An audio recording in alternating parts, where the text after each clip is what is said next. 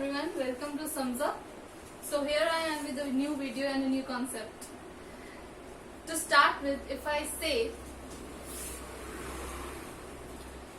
write the word, say walk, and I ask you how many distinct possible arrangements are there, you will answer me 4 factorial, obviously. But if I say the same thing for another word, say call, then you will answer me 4 factorial divided by 2 factorial, right?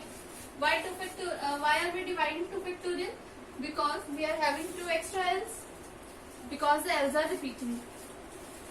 But what if I say that these 2 l's can be distinguished as 1 and 2, and now we are making total number of arrangements 4 factorial, and these 2 l's can be arranged in 2 factorial number of ways, and we are just subtracting these extra cases. Why are we dividing and not subtracting? So to understand this thing, let's take an example. Let a name be Kelly.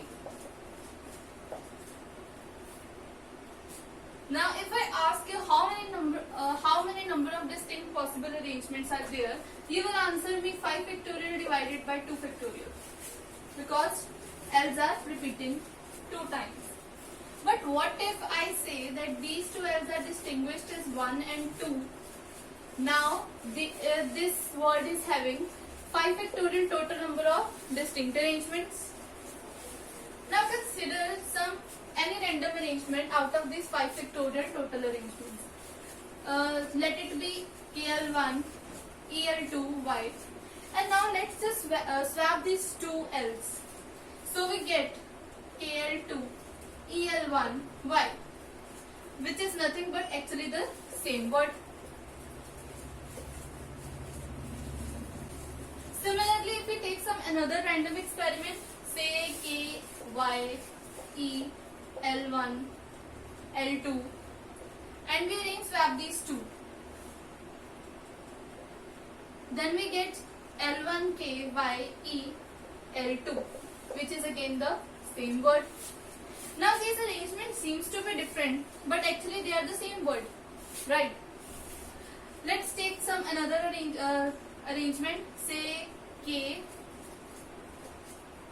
KL1, Y, E, L2. I am just stating some of the arrangements among these 5 factorial total number of arrangements. Again, by swapping these 2, what do we get? KL2, Y, E, L1, which is again the same word. So every time we are taking some random arrangement, we are actually getting twice the number of that arrangement, which is comprised in this 5 factorial total arrangements. So to avoid this duplicacy, what do? We do this thing. We divide it by 2 factorial. Why 2 factorial? Because we are having 2 l's and we have to arrange both of them. That is why we are having 2 factorial number of arrangements for the 2 l's, L1 and L2. Now if we consider this word has 3 l's and a y, then it has 6 factorial total number of ways, right? And we take some random arrangement out of this 6 factorial number of arrangements. Let's take some random arrangements, say KL1, EL2, YL3, and we just start swapping these 3 l's. First of all, let me just tell you how many number of ways these 3 l's can be arranged. We are having 3 l's and we have to arrange all these 3 l's. So we have 3 factorial number of ways in which these 3 l's can be arranged, right? So taking some random arrangement out of these 6 factorial total arrangements, and we just start swapping these l's among each other. Let's just swap these 2. We get KL2, EL1, YL3, YL3. Again swapping these 2, we get KL2, EL3, YL1. Again swapping these 2, we get KL1, KEL3 by L1 by L2, sorry. So how many times we can do this thing? We can do this thing for 3 factorial number of times. So every time we are taking some random arrangement, we are getting 3 factorial times more arrangement of the same word. Basically they are the same word, but they seem to be different arrangement, right? So let's just take some another arrangement.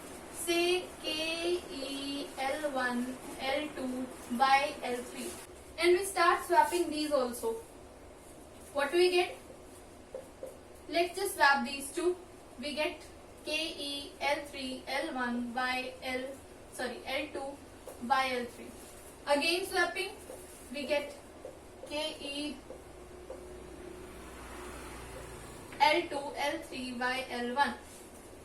How many times we can do this thing? We can do this thing 3 factorial number of times, because these 3 L's can arrange themselves in 3 factorial number of times. 3 factorial number of times, right? So to avoid this duplicacy and the overcounting of these same words, what we do? We divide it. We divide it by total number of arrangements these L's can make. So in general, if I say there are n objects and out of which R are the same objects, then how many number of possible distinct arrangements are there? It will be n factorial divided by R factorial, right? So I think it is clear to all of you. So one application we will do of this concept is the round table arrangement.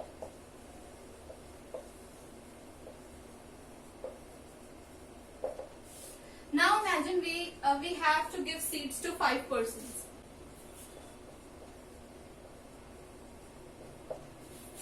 And we have to let them be seated on 5 chairs on a round table. Before that, let's just discuss how are these persons be seated, in how many ways these persons can be seated in a row. Of course, we all know it's 5 factorial. We can arrange these 5 persons on these 5 seats in 5 factorial number of ways. But why not we do the same thing in a round table? Okay, so to understand this, let the arrangement be like this: A, B, C, D, E. It is a random arrangement of these 5 persons. One of the random arrangements of these 5 persons. Now, what if I say A takes B, seat of B, B takes seat of C, and likewise every person proceeds its seat by 1, A, B, C, D and E. Now this arrangement seems to be different, but actually it's the same arrangement because it's a round table and it doesn't matter where from where we are counting, right? Like this, we are having first, second, third, fourth, fifth position. We are not having any position here. We are not having any position here. So it doesn't matter A is sitting here or here. The arrangement is the same in both the cases, right? So we can do this same thing one more time.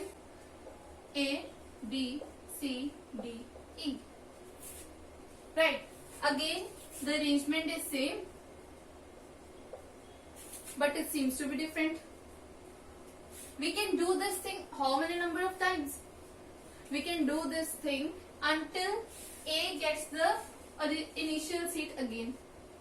That is 5 times. We can rotate the seats 5 times and get the same arrangement every time. So every time we are taking some random arrangement, we are actually having 5 same number of arrangements. 5 times same number of arrangements. So to avoid this duplicacy, what do we do? We divide it by 5. Right. So in general, if I say that there are n persons seated on a round table, then how many possible distinct arrangements are there? It will be n factorial divided by n, which is nothing but n minus 1 factorial. Right.